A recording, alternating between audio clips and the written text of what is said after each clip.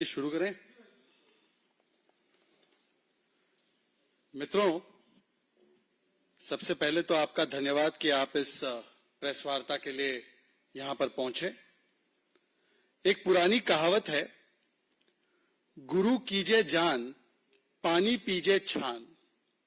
इस कहावत का मतलब है कि पानी पीना है तो छान कर पिए, और गुरु रखना है तो चेला जो है गुरु को जानकर अपना गुरु रखे। और मुझे लगता है कि वर्तमान काल में भारतीय राजनीति के जो गुरु चेले की जोड़ी है, इसमें एक बात स्पष्ट हो चुकी है कि चेले ने अपने गुरु को बिल्कुल जानकर, सोच समझकर और छान कर रखा है। इसीलिए कल आपने देखा होगा कि ऑल इंडिया कांग्रेस कमेटी में एक आदेश पारित हुआ कि तुरंत प्रभाव से, with immediate effect, Shri Sam Pitroda को chairman of Indian overseas Congress reappoint किया जाए। मतलब वही सैम पित्रोदा जिन्हें माना जाता है कि वो प्रथम परिवार के कांग्रेस के सबसे ज्यादा विश्वस्त और करीबी है, जो राहुल गांधी के डिक्लेयर्ड मेंटोर एवं गुरु हैं, और जो राहुल गांधी जब अमूमन विदेशी दौरे पर जाते हैं तो सारे विदेशी दौरों को पूरी तरह से प्लान करने का काम या जिम्मा जिसके हाथ में होता है वो सैम पित्रोदा, जिन्हें वो अक्सर शायद, जो मुझे बताया गया, अंकल सैम भी कहते हैं। तो कल अंकल सैम को जानकर, सोच समझकर, पूरा छान कर फिर से रीअपॉइंट कर दिया गया। और मैं तो कहूंगा कि केवल ये एआईसीसी का अपॉइंटमेंट लेटर नहीं है। आपको लगेगा ये अपॉइंटमेंट लेटर है, एक्चुअली ये एक एंडोर्समेंट लेटर है। ये अंकल सैम और सैम पित्रोदा के द्वारा की गई हर बात का एंडोर्समेंट है। चुनाव के समय कोई बात अगर इनकन्वीनियंट लगे, राजनीतिक सहूलियत ना हो, तो उसको व्यक्तिगत बयान बताकर किनारा कर देना और जनता को मूर्ख बनाने का प्रयास करना या उनको भ्रमित करने का प्रयास करना। पर जैसे ही चुनाव समाप्त होते हैं, क्रोनोलॉजी समझिए, राहुल गांधी जी एलओपी बनाए जाते हैं और एलओपी के पद को ग्रहण करने के बाद, after Rahul Gandhi has become the LOP, he obviously needs advisor, he needs guru. तो जो सबसे पहला महत्वपूर्ण अपॉइंटमेंट या रीअपॉइंटमेंट कांग्रेस पार्टी करती है, वो अंकल सैम पित्रोदा का करती है। मतलब कि राहुल के बाद की कोई अगर अपॉइंटमेंट महत्वपूर्ण है कांग्रेस के लिए तो अंकल सैम की है। ऐसी रन ऑफ द मिल या रूटीन की अपॉइंटमेंट नहीं है। लीडर बने हैं ऑपोजिशन के तो एडवाइजर भी चाहिए, इसीलिए ये की गई। और ये एंडोर्समेंट है। एंडोर्समेंट किस चीज का? मित्रों, आपको याद होगा कि यही सैम पित्रोदा अर्थात अंकल सैम ने कहा था कि उनको भारतीयों में भारतीय नहीं, उनको विदेशी दिखते हैं। वैसे कांग्रेस पार्टी तो विदेशियों में ज्यादा विश्वास रखती भी है, उनके नेतृत्व का भी अगर आप स्ट्रक्चर कई वर्षों तक देखेंगे तो विदेशियों में उनको ज्यादा आस्था है, पर भारतीयों में ही विदेशी दिखने लग गए। दक्षिण भारत के लोग अफ्रीकन, नॉर्थ ईस्ट के लोग बड़े रेसिस्ट कंजेक्चर के साथ कहा गया कि ये चाइनीज, जो पश्चिम भारत के हैं, मतलब मैं जहां से आता हूं, हम सब अरब, और जो नॉर्थ के हैं वो सारे लोग व्हाइट्स। और इस बात के लिए कांग्रेस ने शायद कॉस्मेटिकली अपना किनारा कर दिया होगा बयान से, पर जब एक एंडोर्समेंट लेटर अर्थात अपॉइंटमेंट लेटर कल कांग्रेस की तरफ से गया तो अंकल सैम ने एक ट्वीट किया। उन्होंने एक इंटरव्यू भी दिया, एक ट्वीट किया, और ट्वीट में उन्होंने लिखा, I was not sacked, I stepped down willingly। मतलब कांग्रेस की कोई मंशा नहीं थी कि इस बयान के लिए उनको निकाले, वो खुद बता रहे हैं। The remarks made by me were not racist. In fact, it is the racist people who thought they are racist।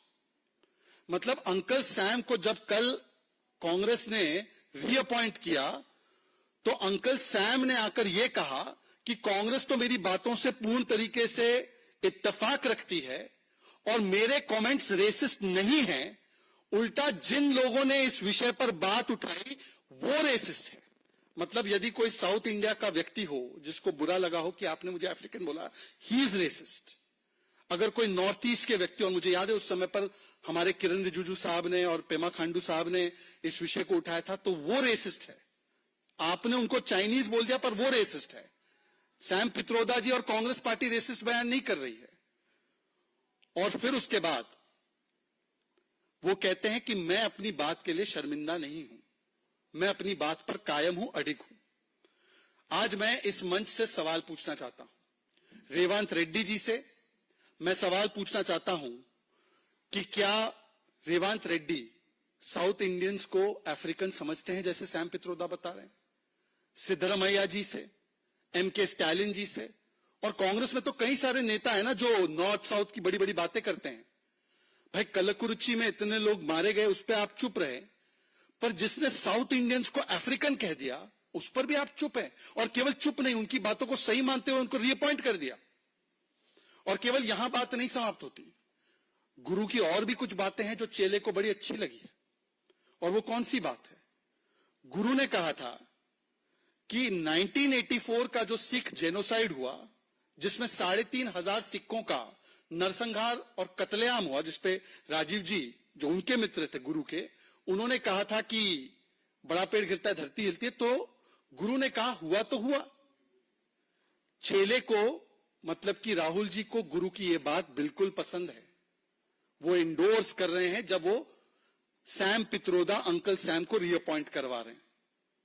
Pulwama और 26/11 के विषय में गुरु अंकल सैम ने कहा था कि 8-10 लोग आकर कोई हमला कर दे तो क्या पूरे पाकिस्तान का दोष है क्या? और फिर उसके बाद जब बालाकोट एयर स्ट्राइक हुआ तो उन्होंने सेना से सवाल करते हुए पूछा था कि 300 लोग कहां मारे गए? 300 लोग नहीं मारे गए।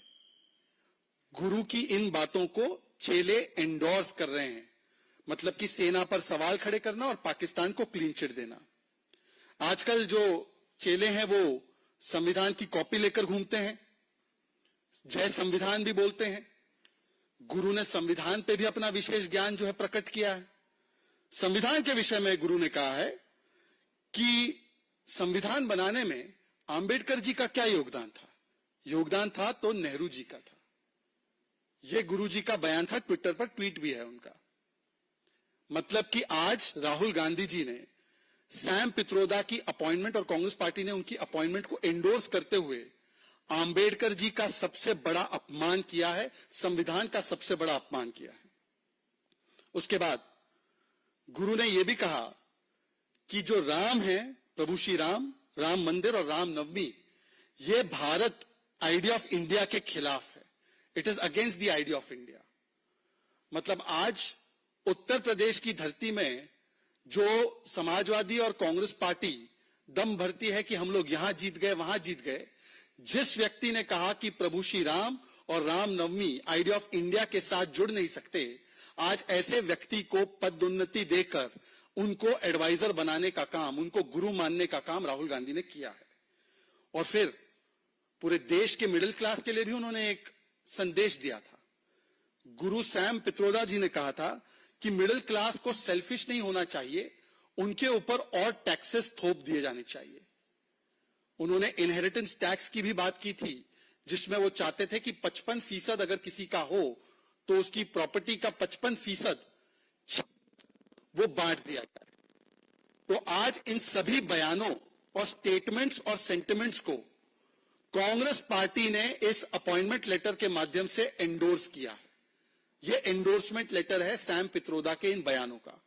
अन्यथा अगर ऐसा नहीं है तो जयराम रमेश जी, उनका खुद का ट्वीट देख लीजिए जब उन्होंने ये अपॉइंटमेंट को सार्वजनिक पटल पर रखा। जयराम रमेश जी कहते हैं कि सैम पित्रोदा को इसलिए लिया गया है क्योंकि उनके कमेंट्स का कॉन्टेक्स्ट उन्होंने समझा दिया, और वो तो प्रधानमंत्री मोदी थे जिन्होंने उनके कमेंट्स को डिस्टोर्ट किया था। ये जयराम रमेश जी ने एंडोर्स किया है कि उनके कमेंट्स में कोई बुराई नहीं थी, उनका एक कॉन्टेक्स्ट था। अब किस कॉन्टेक्स्ट में साउथ इंडियंस को अफ्रीकन कहा जा सकता है, नॉर्थ ईस्ट के लोग को चाइनीज कहा जा सकता है, जयराम रमेश बताएंगे। पर जयराम रमेश जी कह रहे हैं कि जो भी हुआ वो आप लोगों ने, जो साउथ इंडिया के लोग बुरा माने या नॉर्थ ईस्ट के लोग बुरा माने, वो उनकी वजह से हुआ। वो रेसिस्ट है, उन्होंने डिस्टोर्ट किया। सैम पित्रोदा ने जो भी बयान दिए हैं आज तक, वो सारे बयान सही है। इमरान मसूद ने भी कहा कि ये तो डिजिटल क्रांति के प्रणेता है, तो इनको तो पार्टी में लेना ही चाहिए फिर से। और उदित राज ने तो और भी अनोखी बात की। उन्होंने ट्वीट करके कहा कि डॉक्टर सैम ने जो बात की थी वो बात तो सही थी, लेकिन समय गलत था। आज इससे स्पष्ट हो जाता है, it is very clear from this appointment letter / endorsement letter of the Congress party that all the unsavory, objectionable, insulting comments made by Mr. Sam Pitroda about Indians, about Prabhu Shri Ram, Ram Navami, about the Sikh genocide, about the Pulwama terrorist attack, they are wholly subscribed to and endorsed by the Congress party, or else today the Congress party would not have been reappointing this person as soon as the elections are over. ये इनकी हकीकत है। अगर आपके कोई सवाल होंगे इस विषय से या और कोई विषय पे तो जरूर पूछिए।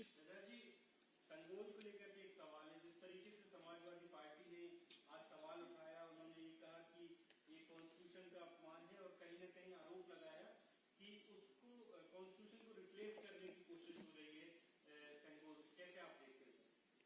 देखिए, आज मैंने सुना वो बयान, समाजवादी पार्टी के नेता कहते हैं कि ये सिंबल ऑफ मोनार्की है। Sengol is symbol of monarchy. और उन्होंने कहा कि ये राज का डंडा है। जिनकी पार्टी सिंबल ऑफ परिवारवाद है, वो सिंबल ऑफ मोनार्की की बात कर रही है। पर ये समाजवादी पार्टी से अपेक्षित है। जो औरंगजेब, टीपू सुल्तान, मुगलों की प्रशंसा करते नहीं थकते, भारतीय संस्कृति और तमिल संस्कृति के अभिन्न अंग का ऐसा अपमान करना वोट बैंक के नाम पर, यह इनका है। इससे पहले समाजवादी पार्टी ने तो हिंदू धर्म के विषय में क्या क्या नहीं बोला है। हिंदू धर्म धोखा है, रामचरितमानस का अपमान, भारत की सेना सुरक्षा बलों के ऊपर सवाल खड़े करने का काम, भारत की लोकतांत्रिक संस्थाओं पर सवाल खड़े करने का काम, चाहे ईवीएम हो, चाहे इलेक्शन कमीशन हो, भारत के वैज्ञानिकों पर सवाल खड़े करने का काम। पर आज मोदी विरोध में उतरते उतरते भारत की संस्कृति और तमिल संस्कृति को भी नहीं बख्शा गया है। अगर यह सिंबल ऑफ मोनार्की है तो मैं एक तस्वीर दिखाना चाहता हूं अखिलेश जी को और उनके सांसद साहब को। क्या ये Nehru ji symbol of monarchy लेकर खड़े थे क्या? नेहरू जी ने ग्रहण किया ना। सबसे पहले आप पढ़ लीजिए इतिहास में, सेंगोल जो ग्रहण किया गया राजगोपालाचारी जी के आग्रह पर, तो वो तो नेहरू जी ने किया। तो क्या नेहरू जी ने, जो पंत पहले हमारे देश के प्रधानमंत्री हैं, क्या उन्होंने सिंबल ऑफ मोनार्की को अपनाया? दूसरी बात, सेंगोल हमारी भारत की और तमिलनाडु की संस्कृति से बहुत करीब से जुड़ा हुआ है। सेंगोल का जो शब्द है वो सेम्मई से आता है, और सेम्मई का मतलब होता है राइचियसनेस, नीति परायणता। जो नीति के प्रति अपनी हमेशा परायणता रखता है, जो न्याय और निष्पक्षता के भाव से काम करता है। और आपको पता है, ये जब सेंगोल प्रधानमंत्री नरेंद्र मोदी जी ने स्वीकारा और ग्रहण किया, और फिर उसको संसद भवन में, पहले तो वॉकिंग स्टिक बना दिया था, उसको संसद भवन में उसका उचित स्थान, सम्मानपूर्वक स्थान मिला, तो आपको वो दृश्य याद होगा कि तमिलनाडु के महत्वपूर्ण अधिनियम आए थे। वो महत्वपूर्ण अधिनियम जो आए थे, उन्होंने आकर विशेष आशीर्वाद दिया सेंगोल के माध्यम से। और वो ज्यादातर अधिनियम जो तमिलनाडु के हैं वो ओबीसी समुदाय के हैं। मैं आपकी बस जानकारी के लिए बोल रहा हूं। वैसे तो साधु संतों की ना कोई जाति होती, ना कोई उनको इस प्रकार से देखने की चेष्टा की जानी चाहिए।